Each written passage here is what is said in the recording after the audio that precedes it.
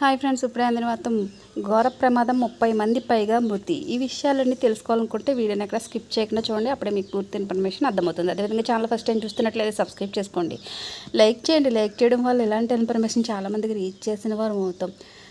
అయితే శ్రీలంకలో జరిగిన కారు రేసులో విషాద ఘటన చోటు చేసుకుంది. ట్రాక్పై వెళ్తున్న రేస్ కారు ఒక్కసారిగా ప్రేక్షకులను అధికారులపైకి దూసుకెళ్లింది. దీంతో అక్కడున్న వారిలో 7 మరణించగా 20 మంది పైగా గాయపడ్డారు. రాజధాని కొలంబోకు తూర్పున 180 కిలోమీటర్ల దూరంలోని సెంట్రల్ హిల్స్ దియాతాలవా పట్టణంలో శ్రీలంక ఆటోమొబైల్స్ స్పోర్ట్స్ సంయుక్తంగా ఈ కారు రేసును నిర్వహించాయి. రేసును వీక్షించేందుకు వేలాది మంది తరలివచ్చారు.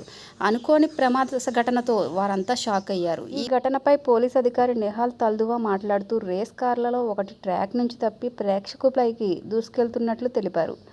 4 అధికారులతో సహా 7 మరణించగా 20 మందికి పైగా చికిత్స నిమిత్తం ఆసుపత్రికి తరలించారు. వారిలో 3 పరిస్థితి విషమంగా ఉన్నట్లు తెలిపారు. ఈ ప్రమాదంపై కేసు నమోదు చేసి దర్యాప్తు చేస్తున్నట్లు పోలీసులు తెలిపారు.